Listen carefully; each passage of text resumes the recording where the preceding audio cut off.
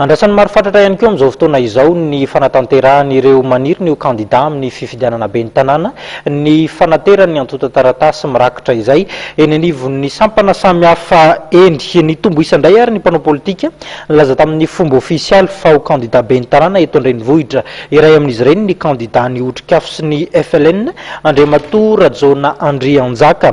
Ny fantatritsika moa zany dia anarina Antananarivo renivohitra ao anatin'izao krizy izao no tanjony ity mpanao politika ity matony rotsaka amina fifidianana tahaka izao. Na ho voatazona ny datany 3 Jolaina izy fanemorana ny anatanterahana fifidianana be ny tanàna. Candidat trano be ny tanàna Antananarivo renivohitra Andriamatoa Rajona Andrianjaka. Candidat ny Otrikafo sy ny FLN na ny Front Libéral National Andriamatoa Rajona Andrianjaka. Ny antony nandrotsa ny Otrikafo aho iroso amin'ny io fifidianana io dia mifahatsapana hoe miandry olona ny vahoaka Antananarivo. Very fanambola vely satria tsy tambe niany ny zavatra eto amin'ny tany sy ny fanjakana ary dia fotoana io fotoana hitrangan'ny amponina Antananarivo indray. Ny Antananarivo fa tena latsaka katerena amin'izao fotoana izao ary dia simba daholo ny zavatra rehetrarehetra. Etsy an-dalana zany Antananarivo simba ny vahoaka mitady olona ndeha atao hoe mitady toko izy ka nahita vato ary mety ho diso eo amin'ny tantara zahay raha ohatra ka tsy nrotsaka amin'izao fotoana izao satria niandry anay ny vahoaka Antananarivo. Nilaza Andriamatoa Rajona Andrianjaka fa manana vina mpandrosoana ny tanàna ary programan'asa entina manana olana maro toy ny fako, ny fitohanan'ny fiara ary ny fiakaran-drano eto Antananarivo renivohitra.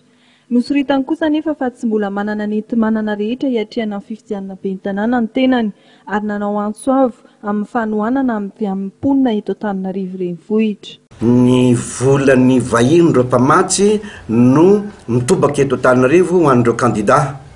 Zava-doza ho an'ny tanàna Antananarivo zay, zava-doza ho an'ny firenena fa zava-doza koa ho an'ny tanàna Antananarivo.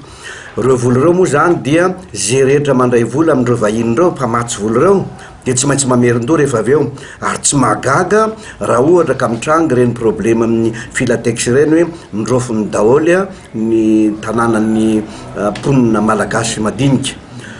Zay zany tena zavatra tokony hofadiana mihitsy ary zay dia hifadiny hoe andray vola any amin'ny ireo mpamatsy vola ireo.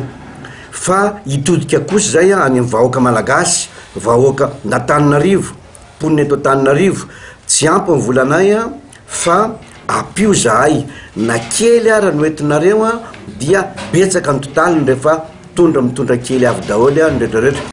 Taoriny Ramatoa Rajerson Véronique, Andriamatoa Rafalimanana Hery, Ramatoa Lalatsina Ravololomanana dia candidat faha-efatra nilaza tamin'ny fomba ofisialy ny fandraisana anjara amin'ny fifidianana be ny tanàna eto Antananarivo renivohitra Andriamatoa Rajona Andrianjaka, Front National ny fikambanana Otrikafo.